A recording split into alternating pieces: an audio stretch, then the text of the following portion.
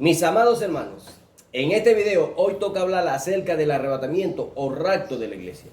¿Será bíblica esta doctrina? ¿Sucederá antes, en medio o al final de la gran tribulación? ¿Cuál es la final trompeta de la cual habla el apóstol Pablo? ¿Se referirá a la séptima trompeta de Apocalipsis? Este tema está sumamente profundo e interesante y trataré de responder la mayor cantidad posible de preguntas que han habido sobre este asunto. Así que no te vayas, quédate hasta el final del video. Ya comenzamos.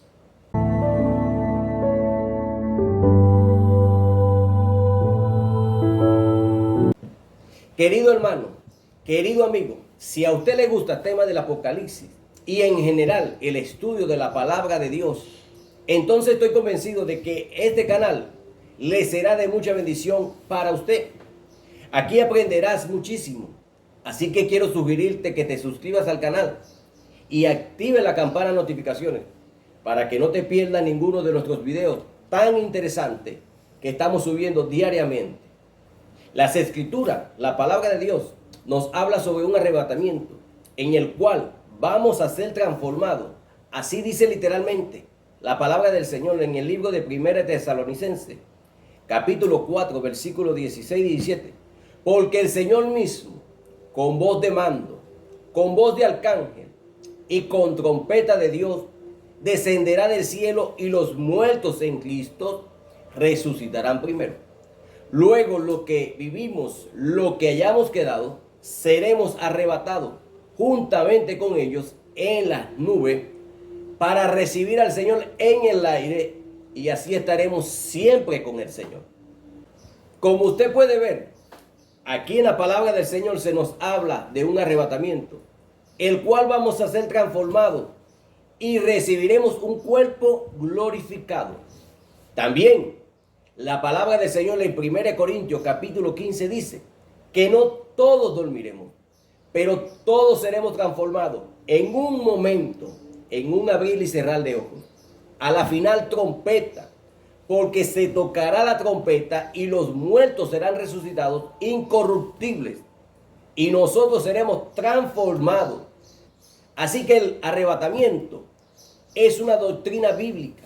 La pregunta o dilema está en saber cuándo será ese evento en relación a los 7 años de tribulación.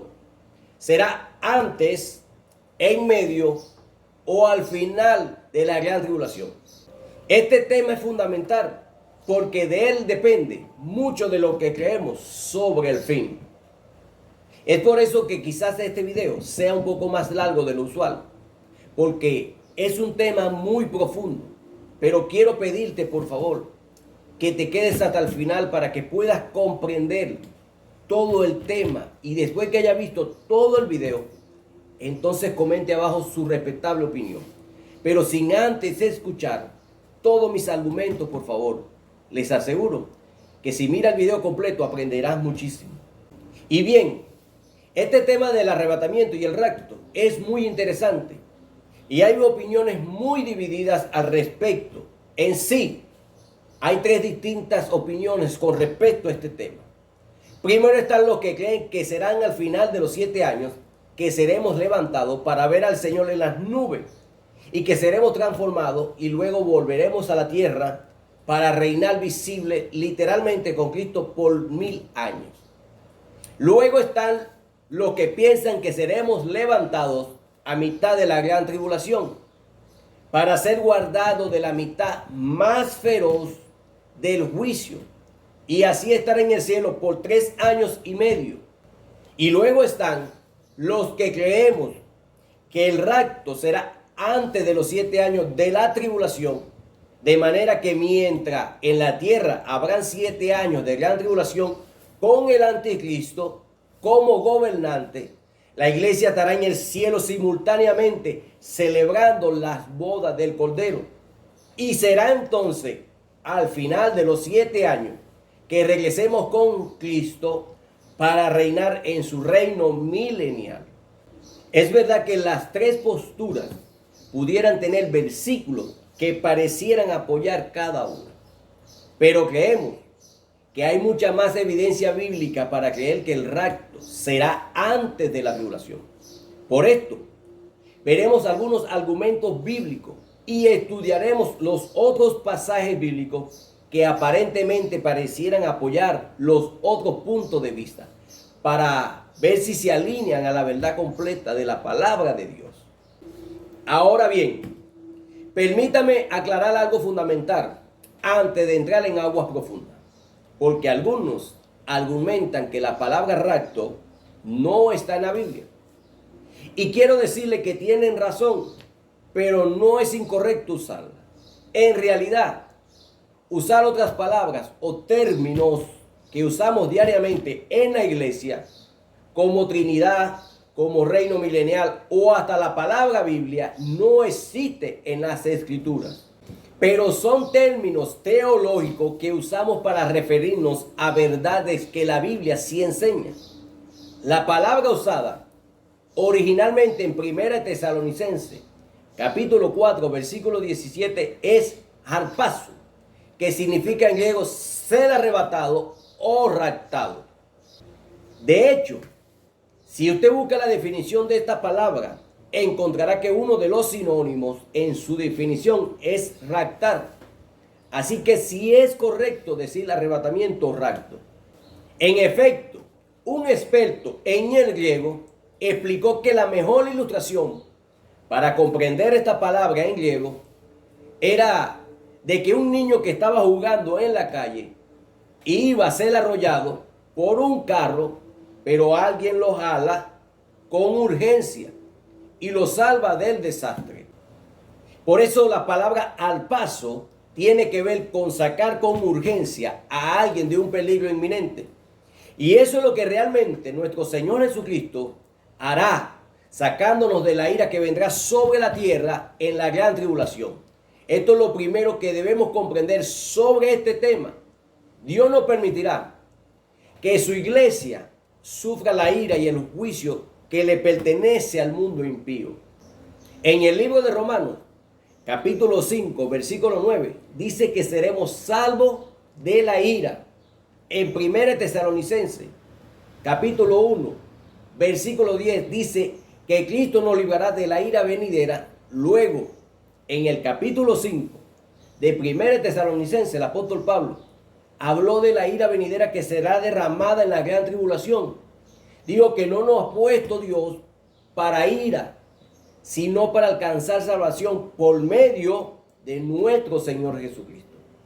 Algo fundamental que nos ayudará a comprender y entender por qué Dios no permitirá que su iglesia sufra la gran tribulación es comprender su carácter y cómo Dios obra en tiempo de juicio.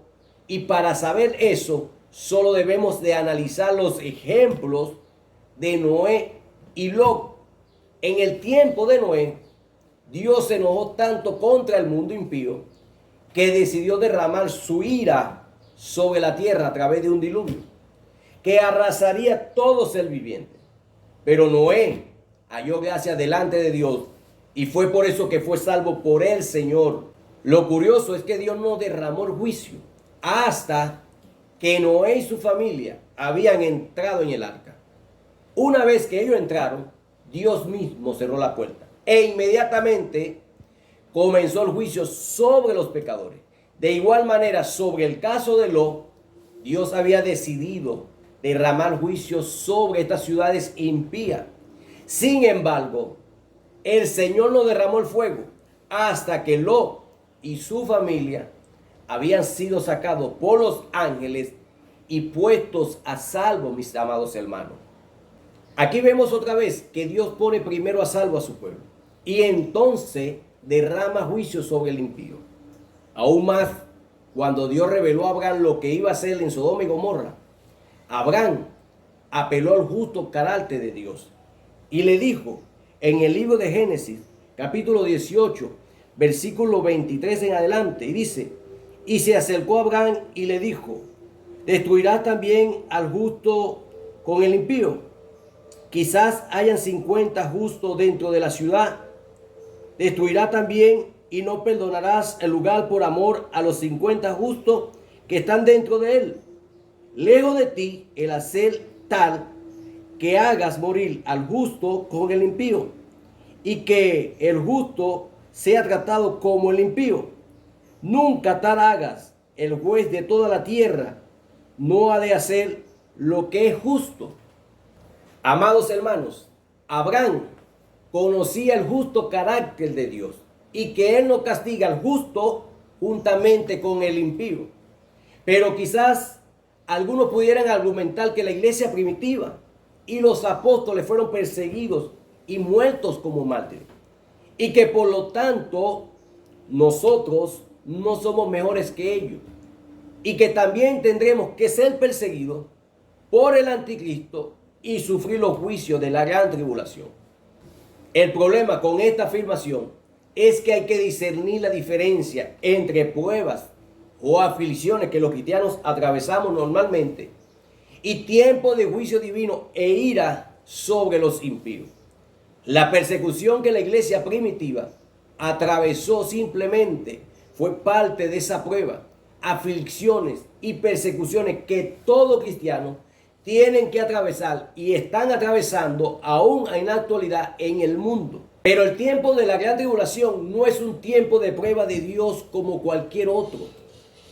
Cuando analizamos el libro de Apocalipsis, no vemos a Dios intentando purificar a su pueblo, ni pasándolo por pruebas para que la iglesia crezca o se expanda. Más bien, vemos que los 7 años finales serán un tiempo de ira y juicio de Dios sobre el mundo impío. Es tan cierto que será un tiempo de ira de Dios que después que se toque la cuarta trompeta, se oye un ángel que dice: ¡ay, ay, ay de los que moran en la tierra!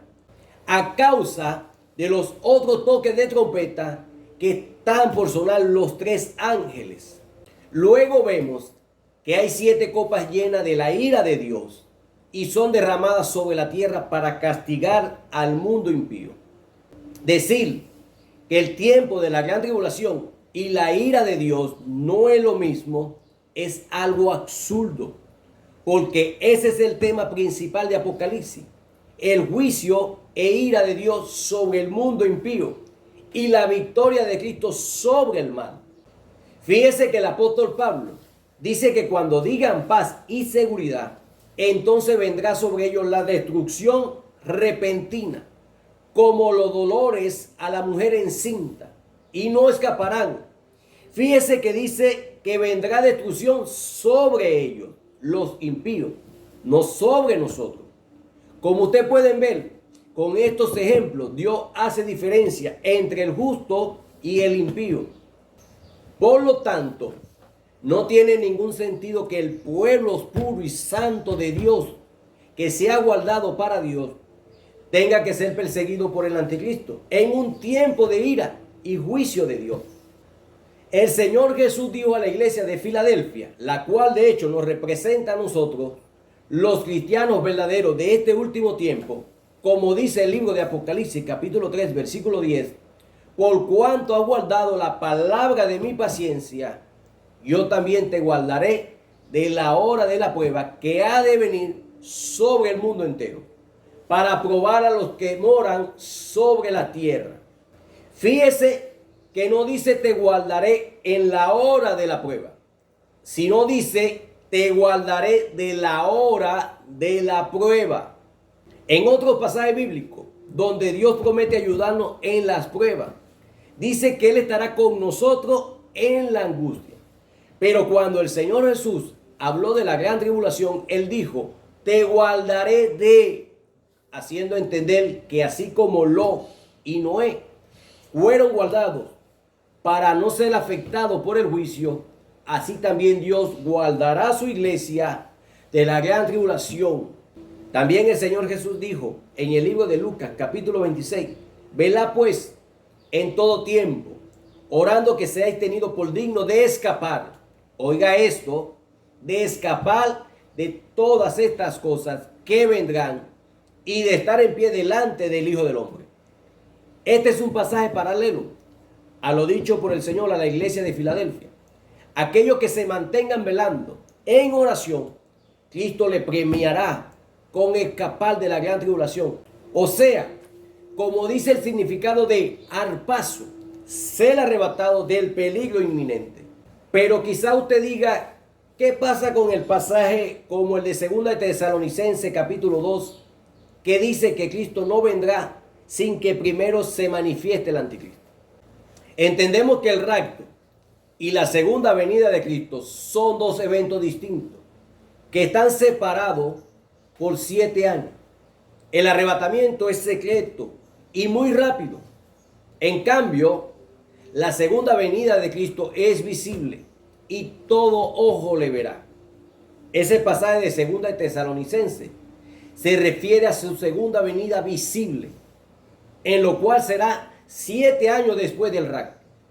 También un pasaje que ha causado mucha confusión es el de Mateo 24, donde Jesús habla sobre la persecución y recomienda huir y demás. Sin embargo, creemos que ese es un pasaje haciendo alusión específicamente al pueblo de Israel, quien será perseguido por el anticristo. Como explicamos en el video de las 70 semanas de Daniel, los 7 años de tribulación y gran tribulación serán el escenario de un trato de Dios directo con el pueblo judío para restaurarlos y volverlos a Él. Según la Biblia, el tiempo de los gentiles termina con el arrebatamiento de la iglesia y comienza ahí la última semana de Daniel. Por esto el libro de Romanos, capítulo 11, versículo 25 dice: porque no quiero, hermanos, que ignoréis este misterio, para que no seáis arrogantes en cuanto a vosotros mismos, que ha acontecido a Israel endurecimiento en parte hasta que haya entrado la plenitud de los gentiles. Esto se refiere específicamente hasta que se termine el tiempo de los gentiles y luego todo Israel será salvo. Es curioso que desde Apocalipsis 6 hasta el capítulo 20, la iglesia no aparece en ninguna parte, ya que, repito, será un trato de Dios específicamente y directo con el pueblo de Israel. De hecho, el anticristo no puede manifestarse y reinar hasta que la iglesia sea levantada, porque el pueblo de Dios, lleno del Espíritu Santo, es una fuerza demasiado poderosa que el anticristo no puede derrotar. Dice la Biblia en el libro de 2 de Tesalonicenses capítulo 2, versículos 6 al 8: y ahora vosotros sabéis lo que lo detiene, a fin de que a su debido tiempo se manifieste, porque ya está en acción el misterio de la iniquidad, solo que hay quien al presente lo detiene, hasta que a su vez sea quitado de en medio. Y entonces se manifestará aquel inicuo, a quien el Señor matará con el espíritu de su boca, y destruirá con el resplandor de su venida. Creemos que aquel que lo detiene es aquel remanente, el pueblo de Dios, la iglesia presente. Fíjese bien que se le da un carácter y personalidad a esas palabras, a ese que le detiene. Fíjese que se refiere a alguien y no a un sistema político o algo así. En el libro de Juan, capítulo 14, nuestro Señor Jesús le habló a su iglesia una de las promesas más hermosas de la Biblia. Él dijo en el versículo 3: y si me fuere, os prepararé lugar. Vendré otra vez y os tomaré a mí mismo, para que donde yo estoy, vosotros también estéis. Si te das cuenta que aquí todavía no nos habla de venir a la tierra para reinar por 1000 años, sino que Cristo habla de venir para tomarnos, para subir a Él donde Él está. Los que enseñan que la iglesia tiene que pasar por la gran tribulación creen que subiremos a las nubes para luego regresar a la tierra para reinar 1000 años. De hecho, según su teología, nosotros nunca visitaremos el cielo. Pero este pasaje nos muestra lo contrario, que Cristo nos vendrá a buscar para habitar en las mansiones que Él nos está preparando. ¿Sabe dónde? En el cielo. Permítame ahora responder a una de las dudas más grandes que muchos tienen, y es acerca del tema de la final trompeta. Algunos dicen que el rapto será al final de los 7 años de la gran tribulación, porque el apóstol Pablo dijo que seremos arrebatados al final de la trompeta, que por lo tanto eso se refiere a la última de las 7 trompetas que se tocará en Apocalipsis. Pero quiero decirle que la final trompeta de la cual habla el apóstol Pablo y la 7ª trompeta que toca el ángel en Apocalipsis 11 no tienen nada que ver la una con la otra. En realidad, el apóstol Juan escribió sobre las 7 trompetas de Apocalipsis de 35 a 45 años después de que Pablo hablara sobre el toque de la final trompeta, después del cual vamos a ser arrebatados. Sí, de hecho, cuando el apóstol Pablo habló sobre la final trompeta, ninguno de los hermanos judíos de Corintio o de Tesalónica le respondieron en carta para preguntarle qué significaban esa trompeta final, ya que ellos eran judíos y sabían lo que significaban. Aquí viene la respuesta. Creemos que la final trompeta se refiere a las fiestas de las trompetas que los judíos celebraban, ya que esas eran una de las 7 fiestas principales. La historia dice que en esas fiestas se tocaban varios sonidos de chofán, cada uno de ellos con sus nombres en hebreos preciosos. Y al final había un toque de trompeta llamado Tequía Gedolá o Tequía Gedolá, que era un sonido final que se extendía lo más posible e iba aumentando de volumen hasta que el ministro no podía con mantener más el aire en sus pulmones. A este toque se le conocía en Israel como la última trompeta o la final trompeta. A ese toque final se refirió el apóstol Pablo. Ajá, hermano Joel, pero ¿qué tiene que ver la fiesta de las trompetas con el arrebatamiento de la iglesia? Tiene que ver mucho. Bueno, lo interesante es que las fiestas judías tienen mucha sincronización y simbolismo con los eventos proféticos. Por ejemplo, fue en la Pascua que Cristo murió por nosotros. Fue en Pentecostés que la iglesia nació oficialmente. Y así cada una de las fiestas simboliza distintos momentos gloriosos de la iglesia y el pueblo judío. Y aún más, la última fiesta que estamos esperando proféticamente es la de los tabernáculos, que es la que representa el reino milenial de Cristo Jesús aquí en la tierra. Pero lo curioso es que antes de esas fiestas de tabernáculo está la de la trompeta. Esos toques de chofar simbolizan los avisos que Dios ha estado dando a su pueblo. Creemos que Dios ha dado aviso tremendo sobre su regreso e irán aumentando estas señales como estamos viviendo. En esta crisis actual estamos viendo cosas que nunca antes habíamos visto. Por esto, el apóstol Pablo habló de que seremos arrebatados a la final trompeta. Luego entonces volvemos 7 años después a la tierra para reinar con Cristo por 1000 años. Evento representado por la fiesta del tabernáculo. En efecto, si usted se recuerda que cuando Moisés y Dios hablaron en el monte Sinaí, dice el libro de Éxodo, capítulo 19, versículo 19, que el sonido de la bocina o la trompeta iba aumentando en extremo, justo como el último toque de la trompeta en las fiestas judías.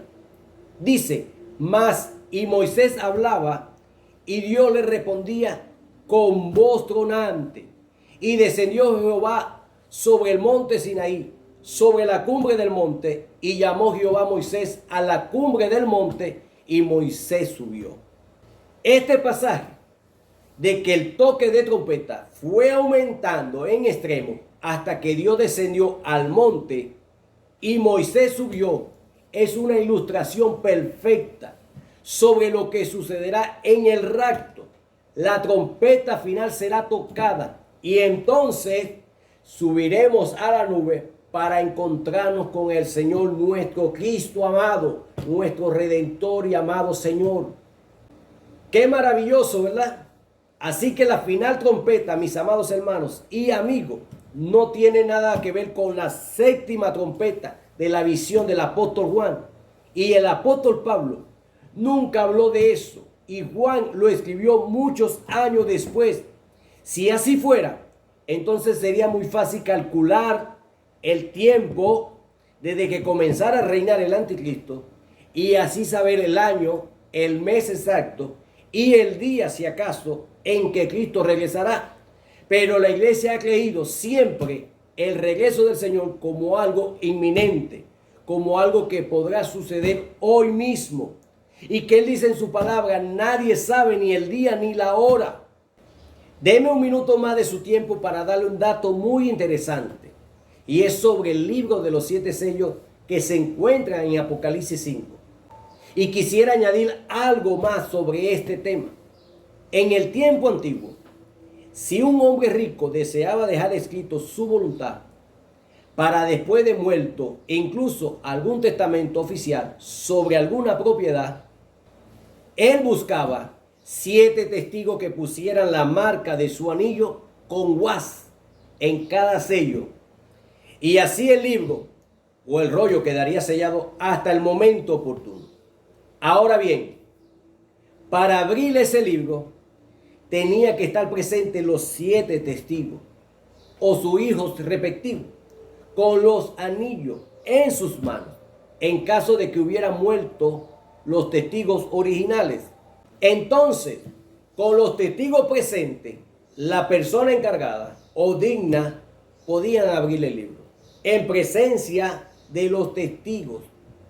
Ahora viene el secreto maravilloso. Es por eso que en el libro de Apocalipsis hay 7 iglesias y 7 pastores. No hay 6, no hay 4, no hay 8. Para que el Cordero abra el libro de los 7 sellos, la iglesia tiene que estar presente en el cielo como testigo presencial. Es por esto que el libro no se abre hasta que el apóstol Juan ve una puerta abierta en el cielo y escucha la voz que dice, sube acá. Mis amados hermanos, cuando la iglesia sea llevada al cielo, entonces cuando comenzará a abrirse los 7 sellos, no antes. De hecho, de Apocalipsis 1 al 3, vemos que Jesús le envía el mensaje a las 7 iglesias de Asia, que simbolizan las distintas épocas de la iglesia a través de estos 2000 años. Y llega al capítulo 4 y comienza entonces la revelación de los eventos de la gran tribulación aquí en la tierra. Pero lo que da inicio a esa aflicción es un llamado de Dios en el cielo que dice, sube acá. Por esto creemos que el arrebatamiento será un evento que se dará inicio a los 7 años de la tribulación aquí en la tierra. Mis estimados hermanos, el arrebatamiento de la iglesia es una doctrina bíblica y pudiera suceder en cualquier momento. Y no sé por qué muchas personas se extrañan a escuchar estas cosas. Si en la Biblia tenemos evidencia de otros arrebatamientos, como el de Enoc, quien fue llevado al cielo sin ver muerte, o el de Elías, quien fue llevado en un torbellino al cielo, o el mismo Señor Jesús, quien 40 días después de haber resucitado, subió al cielo de manera gloriosa. Mis amados hermanos, no nos desanimemos, porque el Señor viene pronto por nosotros, y las profecías bíblicas se han alineado. Israel se ha restaurado políticamente. Cristo está a la puerta. Así que animémonos unos a los otros con esta palabra. Ahora sí quiero pedirle que me dejes abajo su valiosa opinión sobre este tema. Si gusta puede dejar también preguntas que tengan que ver al respecto. Pero para aquellos que piensan de manera distinta sobre este tema, o este tema de Apocalipsis en general, quiero rogarle en el amor del Señor que tengan madurez espiritual para no usar estos temas como división dentro del cuerpo de Cristo. Estos asuntos no deberían enemistarnos, ni llamar apóstata o falsos maestros a otros hermanos de la fe que no comparten sus mismas interpretaciones bíblicas sobre la escatología. No estamos discutiendo el poder de la sangre de Jesús. No estamos hablando sobre la salvación, sobre cómo ser salvo. Estamos hablando sobre eventos del fin. Así que más bien debemos escudriñar más las Escrituras, pedirle a Dios revelación y lo más importante, permanecer firme para estar listo para que en cualquier momento que Cristo venga por su iglesia, nosotros podamos irnos con Él. Y el que no esté dispuesto a padecer por Cristo, tampoco está listo para irse en el rapto. Y el que no esté listo o viviendo en santidad para irse en el rapto, tampoco tendrá valor para dar su vida por Cristo en la gran tribulación. Porque así que en eso se resume este video. Que vivamos para Cristo. Vivamos para Él. Él se encargará de nosotros. Sin más, quiero finalizar dándole un fuerte abrazo. Nos vemos en el siguiente video. Mañana, si aún Cristo no ha venido por su iglesia o no hemos partido con el Señor. Dios te bendiga y Dios te guarde.